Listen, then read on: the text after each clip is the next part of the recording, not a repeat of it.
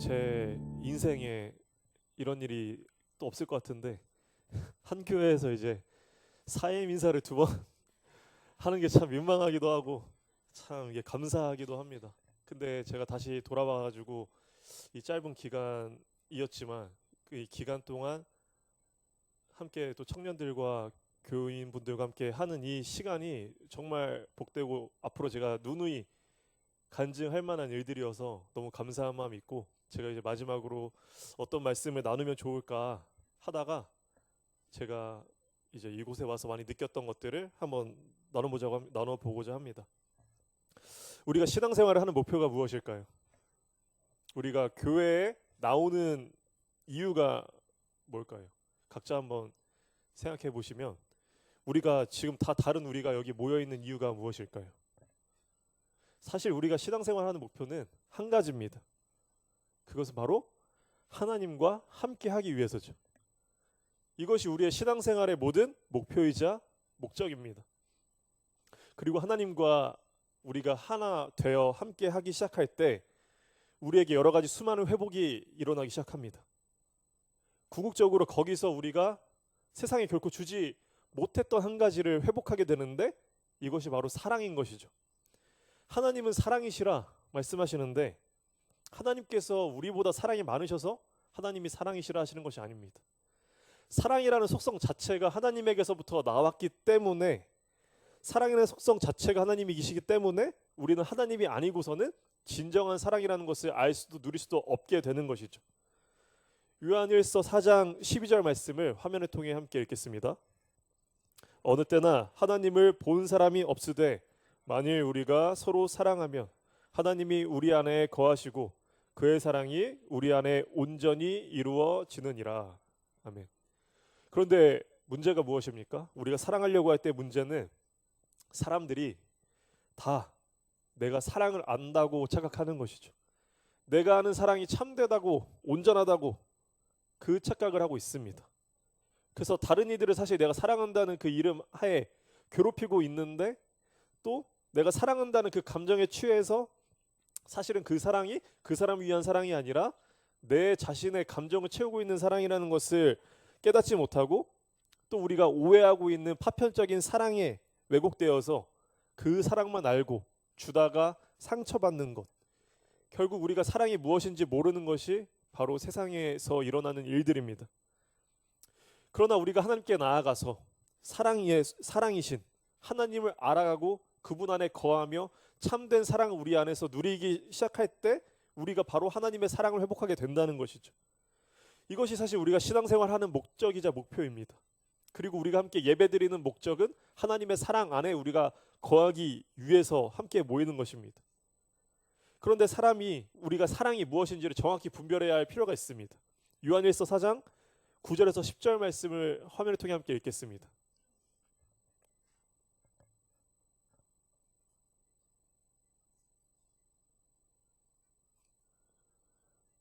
네, 제가 PPT를 잘 만들었나요? 그럼 제가 읽어드리겠습니다. 하나님의 사랑이 우리에게 이렇게 나타난 바 되었으니 하나님이 자기의 독생자를 세상에 보내심은 그로 말미암아 우리를 살리려 하심이라. 사랑은 여기 있으니 우리가 하나님을 사랑한 것이 아니요 하나님이 우리를 사랑하사 우리 죄를 속하기 위하여 화목제물로 그 아들을 보내셨음이라 하는 말씀을 보면, 우리가 하나님의 사랑을 나눌 수 있는 길은, 보이지 않는 하나님의 사랑을 우리가 알 수 있는 길은 우리를 위하여 화목제물로 죽으신 예수 그리스도를 알고 그분과 하나 되어서 우리가 그 안에서 진정한 사랑은 예수님을 통해서 예수님을 알아갈 때 우리가 알 수 있게 되는 것이죠. 그리고 중요한 것은 우리가 하나님을 사랑해서 이 자리에 온 줄 알았는데 알고 보니 먼저 하나님께서 앞서서 아무 조건 없이 우리를 사랑하셨다는 것, 그 사랑의 증거가 예수 그리스도라는 사실을 우리가 얼마만큼 진정으로 깨닫게 되느냐, 이것이 중요한 것이죠. 그래서 진정한 사랑이란 하나님에게서부터 나와서 하나님을 통해 우리에게 넘쳐 흐르게 되는 것이죠. 그런데 우리가 어떻게 이 하나님의 사랑 안에 우리가 함께 거하고 우리가 어떻게 하나님의 사랑의 통로가 될 수 있을까요? 우리가 이전에는 불가능했습니다. 그러나 가능하게 된 것은 성령님께서 우리에게 오셔서 하나님께서 성령님을 보내주셔서 성령의 교통하심이라고 하죠. 성령 안에서 우리는 하나님과 하나가 되고 성령 안에서 우리는 그 안에서 우리가 하나 될 수 있는 것입니다. 그러므로 우리가 사랑을 회복할 수 있는 방법은 우리가 성령님의 인자하심을 온전히 누리고 살아가는 거기서 시작됩니다. 그래서 우리가 여기서 이제 딱 나뉘기 시작합니다. 교회와의 관계만 나누는 교인과 성령 안에서 하나님과의 관계를 나누는 교인, 이 두 부류로 나뉘기 시작합니다. 우리는 하나님과의 관계할 때만 하나님의 사랑으로 회복되기 시작합니다. 그런데 하나님의 사랑을 우리가 나눈다는 것은, 하나님의 사랑 안에 우리가 거한다는 것은 우리가 온전히 하나님과의 관계하면서 생기는 신앙의 결실의 최정점입니다. 우리가 내가 하나님께 깊게 뿌리 내려서 나의 영혼의 깊은 데서부터 하나님과 친밀하고 하루하루를 그분께 의탁하는 그 삶과 그 삶 속에서 자연스럽게 나오는 결실로서 우리가 하나님의 사랑이 나오는 것이죠. 그런데 고린도전서 13장을 보면 사랑을 설명하는 첫 덕목에 무엇이 있는지 아십니까? 오래 참음입니다. 오래 참음. 사랑은 오래 참음에서 시작되며 우리가 가장 못하는 것이기 때문에 우리를 낙담시켜버리는 덕목인 것이죠. 그래서 여기에 핵심이 있습니다. 우리의 사랑이 회복되는 것, 내가 하나님의 관계에 뿌리 내려 하나님과 깊은 관계로 나아가는 첫 시작이 바로 하나님께서 나에게 깊은 오래 참음과 인내로 나에게 다가오셨던 것처럼 우리도 이제 그 마음을 알고 하나님을 향하여 오래 참음, 하나님을 향하여 인내의 시간들이 우리가 필요하다는 것이죠. 그래서 이 시대에 우리에게 가장 사탄이 잘 활용하는 것이 바로 잘 활용하는 유혹이 이제 성마름입니다. 성마름의 뜻은 과민성, 과민한 것, 우리가 성급한 것, 분노, 이것을 활용해서 우리가 이 유혹을 통해 하나님과 깊은 관계를 가지지 못하게 방해하는 가장 큰 유혹거리입니다. 그래서 우리는 하나님과의 관계에 느긋함이 사라졌습니다. 하나님과의 관계에서 내가 하나님과 함께 인생을 살아가는 방법이 아니라 하나님을 특별한 목적으로만, 특별한 이유로만 하나님과 관계하는 관계로 바뀌어버렸습니다. 그러나 예수님께서는 그렇게 하지 않으셨다는 것이죠. 마가복음 1장 35절의 말씀을 화면을 통해 함께 읽겠습니다. 새벽 아직도 밝기 전에 예수께서 일어나 나가 한적한 곳으로 가서 거기서 기도하시더니, 예수님께서는 하나님과 느긋하시기 위해서 기도하셨습니다. 그리고 한적한 곳에 홀로 나가 하나님과 함께하는 시간을 가셨습니다. 그러니까 이 말씀을 보면 단순히 새벽 기도하라라는 의미가 아닙니다. 그렇게 말할 것이라면 여기서 예수님께서는 유대인들이 지키는 전통적인 기도 시간을 아마 여기에 썼을 것입니다. 근데 여기서 말하는 의미는 새벽 기도의 행위를 말하는 것이 아니라 그 본질을 말하는 것이죠. 우리가 새벽 기도하는 의미가 무엇입니까? 너무 분주하기 때문에 그 분주함에 무너지지 않기 위하여 따로 시간을 떼어, 분주함으로 내가 무너지지 않기 위하여 하나님과의 깊은 관계를 유지하기 위해서, 무너지지 않기 위해서 내가 회복받는 그 시간으로 홀로 하나님과 독대하는 그 시간 자체를 누리기 위해서 예수님께서는 이 기도의 시간을 가지셨다는 것이죠. 그러니까 느긋하다는 것을 우리가 오해하면 느리게 행동하는 것으로 착각할 여지가 있습니다. 느리게 행동하는 것과 느긋한 것은 전혀 다른 것입니다. 잘못하면 해야 할 일을 하지 않아서 나중에 몰아서 하다가 이것도 저것도 아무것도 제대로 하지 못하는 상황, 이게 느리게 하는 것이고, 느긋하다는 것은 과연 어떤 의미일까요? 예수님께서 하나님에 대하여 느긋했다라는 것은 어떤 의미일까요? 시편 46편 10절 말씀을 함께 읽겠습니다. 이르시되 너희는 가만히 있어 내가 하나님 됨을 알지어다. 내가 문나라 중에서 높임을 받으리라. 내가 세계 중에서 높임을 받으리라 하시도다. 아멘. 느긋하다는 것은 내가 이제 하나님과 동행하며 산다는 의미입니다. 그렇다면 하나님과 동행한다는 의미는 무엇일까요? 그것은 성마름, 내 분주함, 내 분노함, 내 성급함으로 인해서 하나님의 계획, 하나님께서 기다리라 할 때 내가 스스로 서두르지 않는 것을 의미합니다.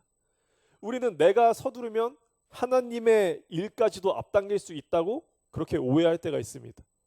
그러니까 예수님께서 하신 기도는 하나님의 음성을 기다리는 기도였는데 우리는 오히려 기도를 통해서 하나님의 일을 앞당기려고 하고 서두르려고 하고 오히려 그 관계 안에서 하나님과 깊은 교제하기보다 하나님께 계속 뭔가 쏟아내기만 하는 그런 관계가 될 때가 많은 것이죠.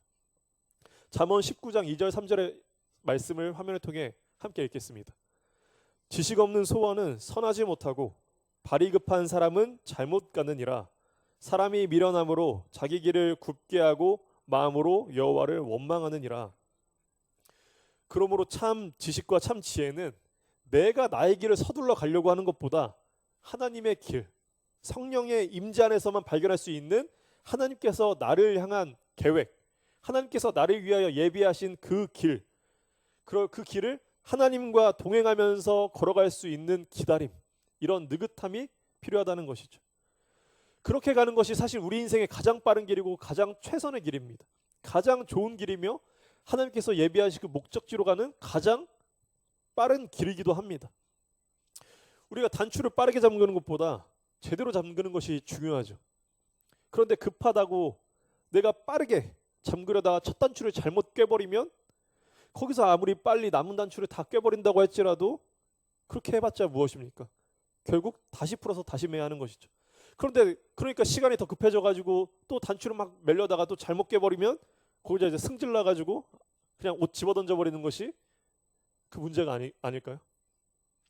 그러니까 우리가 하나님과의 이 기도로 깊게 관계하며 성령님의 임재와 도우심 안에 우리가 귀 기울이지 않고 잠언 말씀처럼 그냥 내가 내 길을 굽게 하다가 모든 걸 스스로 망쳐버리고선 그때서야 여호와를 원망하고 만다는 것이죠.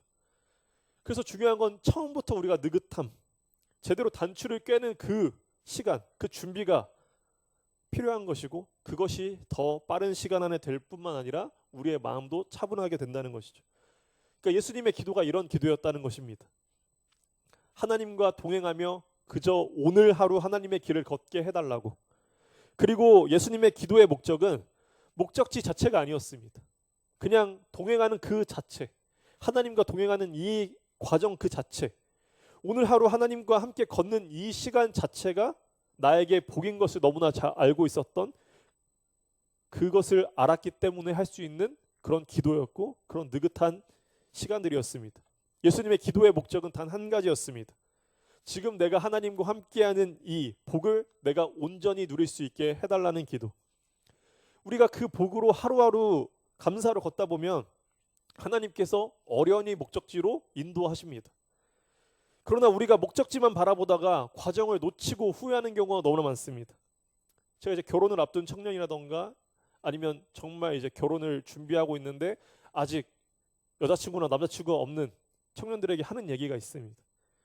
결혼 준비가 너무 나에게 지금 큰 문제 같고 너무 이제 해결 안 될 것 같은 그런 문제이기 때문에 또 이제 연애하고 있을 때 결혼을 하고 나서 이제 여러 가지 신앙이라던가 결혼하고 나서 이 신앙의 관계 그리고 이제 결혼할 사람과의 관계, 결혼하고 나서 이제 무엇을 하자 계획하고 준비하는 것이, 또 그렇게 생각하고 대화하는 것이 너무 중요한 준비기는 하지만, 그런데 그렇게만 생각하다 보면 지금 놓쳐버리는 것들이 너무나 많다는 것이죠. 지금만 서로 누릴 수 있는 수많은 일들이 있습니다. 수많은 경험들이 있고 복들이 있습니다. 지금은 지금이기에만 우리가 누릴 수 있는 것들이 있습니다. 그런데 우리가 눈앞에 있는 그것들만 목표로 두고 그것만 목표로 가지고 생각하고 그것만 목표로 가지고 행동하다 보면 지금만 누릴 수 있는 것들을, 수많은 것들을 놓쳐버린다는 것이죠. 신앙생활도 마찬가지입니다.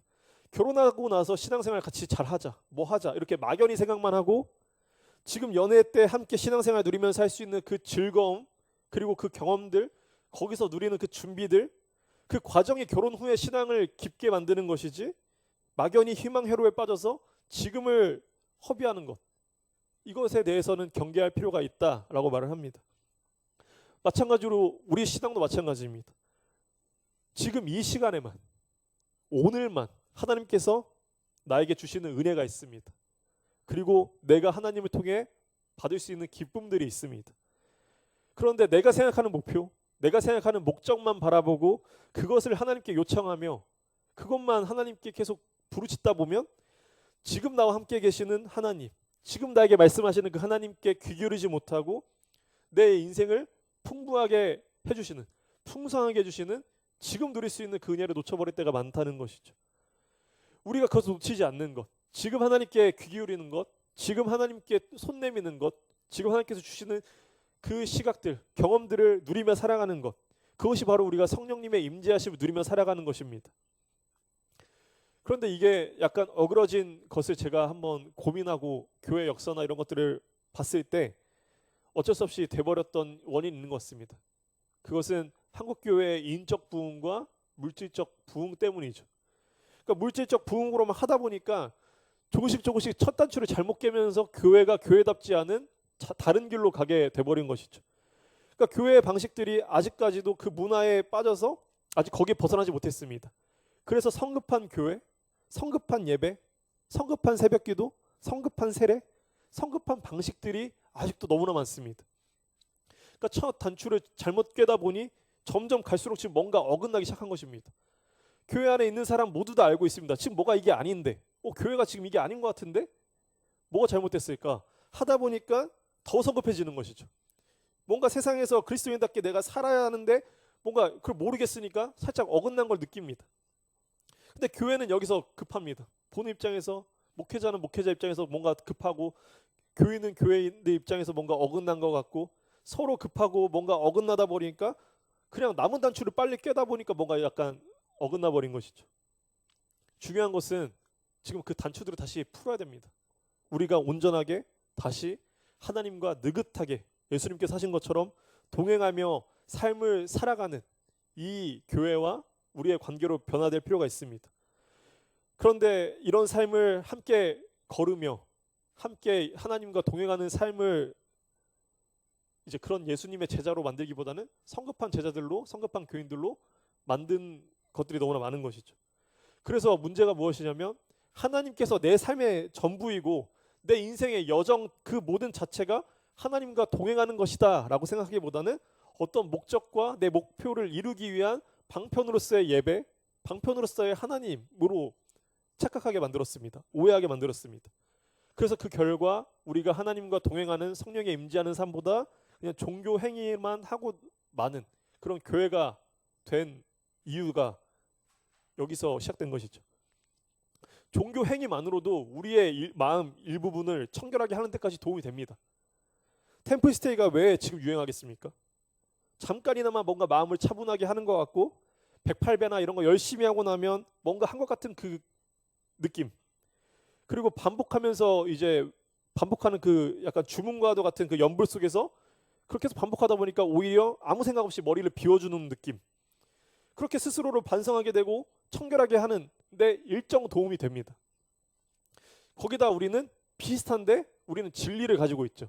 그러니까 진리를 가르치고 배우니까 우리 교회들은 조금 더 그리스도인들이 더 자신을 깊게 돌아보게 되고 조금 더 회개하게 되고 더 진리를 살아가는데 도움을 주게 됩니다. 그런데 여기까지라는 것이죠. 교회도 종교도 그 행위로 마음을 청결하게 하며 진리를 배우고 가르치기 때문에 우리 교회가 한 발 조금 더 앞서 나간 것 같아 보이지만, 그런데 그 행위만으로는 우리가 하나님을 온전히 알 수가 없습니다. 오히려 하나님을 오해하게 되면서 죄책감이라던가 다른 사람을 정죄하게 돼버리는 이런 문화가 만들어져 버렸습니다. 누가복음 11장 24절에서 26절 말씀을 화면을 통해 함께 읽겠습니다. 더러운 귀신이 사람에게서 나갔을 때 물 없는 곳으로 다니며 쉬기를 구하되 얻지 못하고 이에 이르되 내가 나온 내 집으로 돌아가리라 하고 가서 보니 그 집이 청소되고 수리되었거늘 이에 가서 저보다 더 악한 귀신 7을 데리고 들어가서 거하니 그 사람의 나중 형편이 전보다 더 심하게 되느니라. 아멘. 이것만큼 우리의 종교 생활이 우리에게 안 좋은 영향을 끼치는 것을 잘 설명하신 예수님의 비유가 없습니다. 처음에 무엇입니까? 우리 안에 귀신 하나가 있었는데 우리가 마음의 청결함, 이 종교 행위를 하다 보니까 예를 들어서 그냥 다니엘 기도는 정말 좋지만 예를 들어서 이제 그걸 비유했을 때 우리가 다니엘 기도 21일 동안 하나님 말씀 듣고 간증 듣다 보면은 자연스럽게 내가 나의 죄가 깨닫게 되어지고 내가 이전에 했었던 죄들을 내가 바꿔야겠다. 내가 그리스도인으로서 내가 정말 열심히 살아야겠다. 마음을 청결하게 비웁니다. 마음을 청결하게 비우고 이전에 내 좁았던 시각, 내 좁았던 한계, 이것들이 점점 이제 넓혀지는 것이죠. 마음이 깨끗하게 넓어지게 됩니다. 그런데 문제는 무엇입니까? 이걸 그대로 방치한다는 것이죠. 방치하니까 귀신이 잠깐 나갔는데 하는 말이 무엇입니까? 내가 이게 계속 나한테 쫓겨나서 어디 돌고 나서 어디 들어갈 데가 없어가지고 이전에 있었던 데 한번 다시 가보자. 저 사람 다시 한번 내가 주시해보자 라고 했더니 마음 청결한 상태에서 마음은 넓어졌는데 그 안에 아무것도 없이 그냥 텅 빈 상태로 있으니까 잘됐다 하고 7 귀신 같이 데리고 들어간다고 하지 않습니까? 그러니까 우리가 종교 행위, 종교 생활을 열심히 하면 할수록 우리가 그것이 중요한 것이 아니라 그 안을 성령님의 임재로 채우느냐 채우지 못하느냐가 훨씬 더 중요하다는 것이죠.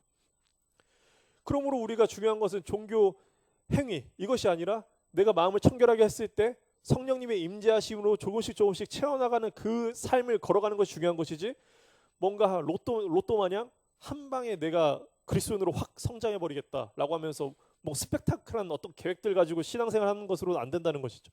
그냥 하루하루 내가 예수님께서 하신 것처럼 하나님께 의탁하고 살아가는 그것, 그 성령의 임재하심 우리에게 너무나 중요한 것이죠.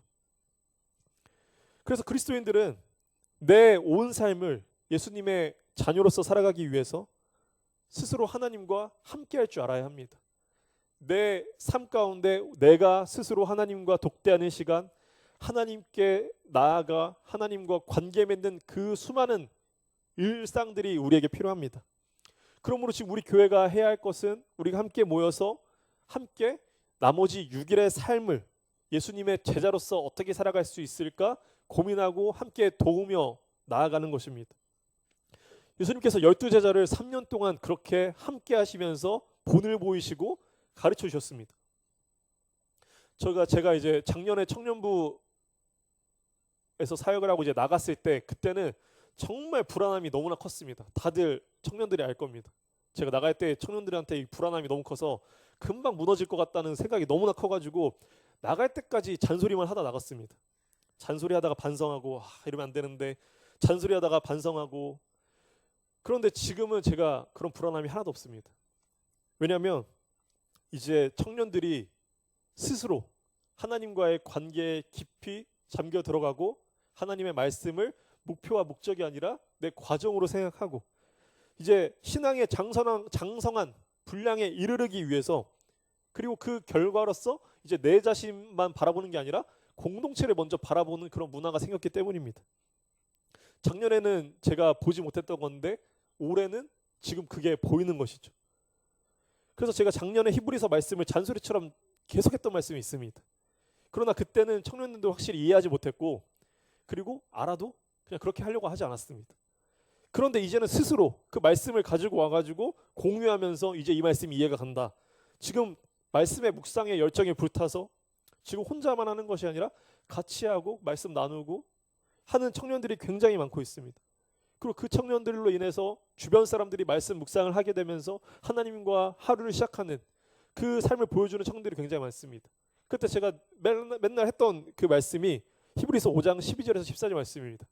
화면을 통해 함께 읽겠습니다. 때가 오래되었으므로 너희가 마땅히 선생이 되었을 터인데 너희가 다시 하나님의 말씀의 초보에 대하여 누구에게서 가르침을 받아야 할 처지이니 단단한 음식은 못 먹고 젖이나 먹어야 할 자가 되었도다. 이는 젖을 먹는 자마다 어린아이니 의의 말씀을 경험하지 못한 자요. 단단한 음식은 장성한 자의 것이니 그들은 지각을 사용함으로 연단을 받아 선악을 분별하는 자들이니라. 아멘. 우리가 신앙생활을 얼마나 오래 했습니까? 이런 마땅히 우리가 지금 선생이 되어야 될 텐데, 의와 말씀의 선생이 되어야 할 터인데 너희가 다시 하나님 말씀의 초보에 대하여 누구한테 가르침을 받아야 될 처지가 되었다. 우리가 지금 스스로 하나님의 말씀을 묵상하고 먹고 우리가 그걸 삶에서 살아가야 할 터인데 그게 아니라 계속 젖이나 먹어야 할 처지가 되었으니 젖을 먹는 자들은 아직 어린아이니 의의 말씀을 경험하지 못한 자다 말하고 있는 것이죠.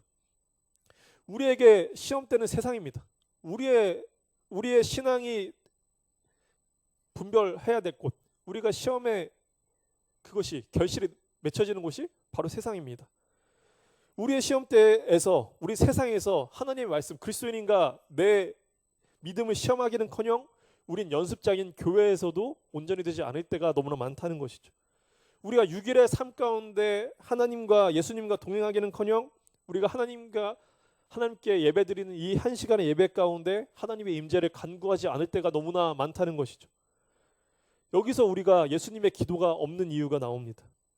예수님의 기도가 우리에게 없는 이유는 예수님께서 광야에서 받으신 이 시험을 통해서 우리가 볼 수 있게 됩니다. 마태복음 4장 1절 말씀을 화면 통해 읽겠습니다. 그때 예수께서 성령에게 이끌려 마귀에게 시험을 받으러 광야로 가사, 예수님께서 광야에서 하나님께 잠겨 계실 때, 기도하실 때 사탄이 틈탔습니다. 즉 기도한다는 것은 동시에 사탄이 함께 틈탄다는 뜻입니다. 기도가 힘든 이유가 여기에 있습니다. 기도하는 이들의 한꺼풀 너머엔 하나님의 임재가 있습니다. 하나님의 은혜가 바로 손앞에 있습니다. 그러니까 그것을 철저하게 막는 것이 바로 사탄이 하는 일입니다. 이 사탄의 위협이라는 것은 나의 바깥 환경에서 일어난 어려움들, 문제들, 이거를 가지고 와서 내 내면의 음성으로 들리게 미혹합니다. 그래서 내 목소리인지 사탄의 소리인지 분간하지 못하게 합니다. 기도하는 순간에 사탄이 계속 내 음성인지 무슨 음성인지 세상의 수많은 어떤 정보들을 갑자기 머릿속에 막 휘몰아치게 해서 기도를 방해하게 되죠. 그래서 내가 생각을 할 때 가만히 생각해 보시면 누가 막 나를 믿게 했습니다. 그래서 이 사람 미워 죽겠다고 한번 속으로 생각할 때 그 미워 죽겠다는 음성이 누구의 음성입니까? 내 목소리입니다. 내 목소리. 내 목소리로 그 사람 미워 죽겠다고 말하는 것이죠. 그러니까 사탄이 그렇게 내 마음을 황폐하게 만든다는 것이죠. 그래서 하나님과의 관계를 단절시켜 버립니다. 그래서 우리는 말이나 음성을 내가 생각해서 내가 곱씹어서 내 마음에 깊게 파고들어서 우리가 떨쳐내지 못하게 만듭니다. 그런데 이러한 사탄의 유혹에 예수님께서 어떻게 방어하셨습니까? 예수님께서도 동일하게 이 세 가지 시험에서 나오는 인간의 엄청난 그 욕망들, 욕망을 틈타서 예수님의 내면의 소리로 하나님의 뜻을 거스르게 할 때 예수님께서 무엇으로 방어하셨습니까? 말씀으로 방어하셨다는 것이죠. 예수님은 말씀으로 막아내셨습니다. 그러니까 말씀이 내 내면의 음성에서 내 속에서 계속 들려지게 해야 합니다. 진리를 통한 자기 주장, 사탄의 속삭임을 막아내는 유일한 방법입니다. 그러나 우리의 내면의 소리로 우리를 낙담시키고 누구를 미워하게 하고 원망하게 하고 분주하게 만들고 뭔가 성마르게 만들고 분노하게 하고 그런 내면의 소리를 우리는 어떻게 막아낼 수 있겠습니까? 말씀인 것이죠. 세상의 것들로 막을 수가 없습니다. 오직 하나님의 말씀으로만 막아낼 수 있습니다. 우리가 성령의 임재 안에 잠겨 살면 그때는 이제 사탄은 먼발치에서 우리를 미혹하려고 노력하나 이전보다 그 영향력은 너무나 미비해집니다. 세상에 잠겨 살 때는 너무나 커 보였던 나의 수많은 문제들, 나의 어려움들, 두려움들이 내가 말씀에 깊이 뿌리내리고 하나님과 관계할 때는 그것이 이전과 비교했을 때 그 무게감이라는 것은 너무나 가볍게 느껴지게 됩니다. 예수님께서 말씀하신 것처럼 너희가 내 말에 거하면 참으로 내 제자가 되고 진리를 알지니 진리가 너희를 자유롭게 하리라 하신 말씀의 의미를 우리가 이해하게 됩니다. 우리는 이미 예수님께서 주신 구원의 그 은혜로 인하여서 이제 우리는 영원을 손에 쥐는 자들입니다. 영원을 미리 맛보고 그 소망으로 살아갈 수 있는 존재들입니다. 그러면 사탄은 세상의 것들까지는 영향을 끼칠 수 있으나 영원의 존재들에게는 영향을 끼칠 수 없습니다. 그러므로 우리가 성령님의 임재하심에 의해서 성령님을 통하여 영혼의 존재들로 뒤바뀌어 됐을 때는 그 단계로 가기 전에 그 단계로 넘어가게 되면 사탄은 우리를 미혹하게 하나 하지 못한다는 것이죠. 그러니까 사탄이 그 단계로 넘어가기 전에 무조건 막으려고 하는 것입니다. 그 시험의 때 우리는 옳았구나, 내가 좀만 나가면 하나님과 함께 하겠다라는 생각으로 단호하게 물리치고 하나님께 집중하고 하나님께 간구하는 것이 너무나 중요한 것이죠. 그러니까 사탄이 예수님을 가로막으려고 했던 것은 이 광야의 시험까지였습니다. 그 이후에는 예수님께서 명령하시면 그저 애원하는 존재밖에 되지 못합니다. 우리도 마찬가지입니다. 우리도 성령님의 깊게 뿌리내려서 성령님의 임재하심으로 살아가게 될 때는 이제는 사탄이 우리를 막으려고 해도 막을 수 없고 우리가 선과 악을 분별하고 죄와 악과 피 흘려 싸울 수 있는 그런 존재들로 되게 됩니다. 더 이상 죄와 그런 걱정에 두려움에 종로로 타는 것이 아니라 그것들과 싸우고 그리고 하나님께서 우리를 이기게 하신다는 것이죠. 그렇게 되면 이제 우리가 세상을 바라보는 관점과 세상을 살아가는 목표가 바뀌게 됩니다. 마가복음 1장 38절에서 39절 말씀을 화면을 통해 함께 읽겠습니다. 이르시되 우리가 다른 가까운 마을들로 가자. 거기서도 전도하리니 내가 이를 위하여 왔노라 하시고 이에 온 갈릴리에 다니시며 그들의 여러 회당에서 전도하시고 또 귀신들을 내쫓으시더라. 아멘. 예수님께서 이를 위해 왔다 하시면서 하셨던 것이 바로 전도의 삶입니다. 전도의 삶이고 또 전도를 통해서 귀신들을 내쫓았다고 말합니다. 여기서 귀신들로 표현된다는 것은 죄와 육신의 문제 아직도 묶여서 영혼의 삶을 잃어버린 존재, 내가 구원받은 사람이고 내가 구원을 허락받은 존재들, 그것을 아직 깨닫지 못하는 사람들, 그 사람들을 의미합니다. 이 시간 한번 나를 돌아보시고 또 주변 사람들을 돌아보시고 또 가족들이나 아니면 내 마음에 스쳐 떠오르는 그런 분들이 있을 것입니다. 그리고 내가 아직 내 마음에 이 쓴뿌리들이 해결되지 않았다면 이 시간 하나님께 간구하시길 소망합니다. 그리고 하나님과 동행하는 그 자체가 나에게 복인 것을 깨닫게 해달라고, 또 내가 말씀을 통하여서 그 말씀에 뿌리 깊게 내릴 수 있도록, 그리고 주님께서 나의 눈을 열어주셔서 주님께서 나와 함께 하시는 것을 바라볼 수 있게 해달라 기도하기를 소망합니다. 또 그 단계를 지나서 지금 장성한 분량에 이르르신 분들께서는 또 장성한 분량에 이르르기 위해 애쓰시는 분들도 있을 것입니다. 그런 분들은 또 주님의 말씀이 더 깨닫게 되어지도록, 그 말씀이 내 내면의 반석과도 같이 세워져서 이제 사탄의 속삭임이다, 그런 것들에 휘둘리는 것이 아니라 온전히 하나님의 말씀으로 뿌리 내려질 수 있도록, 그래서 그 안에서 깊은 하나님의 지혜와 듣는 귀가 열릴 수 있도록, 그래서 그 인생 가운데 참 기쁨을 누리며 살아갈 수 있도록 간구하기 소망합니다. 주변에 아직 주님을 몰라서 또 상처받고 고통 속에 살아가는 이들이 너무나 많습니다. 우리도 예수님께서 하신 것처럼 이를 위하여 왔습니다. 그들에게 주님께 가는 길을 보여줄 수 있고 또 그 길을 내가 먼저 걸어가고 또 나의 길로 가기 위해 분주한 것이 아니라 하나님의 길을 걸어가기 위해 멈춰서서 하나님과 깊은 관계를 누릴 수 있는 모든 성도분들과 또 그 과정을 주변 분들에게 전할 수 있는 그런 귀한 교회와 모든 성도분 되시길 주님의 이름으로 소망합니다.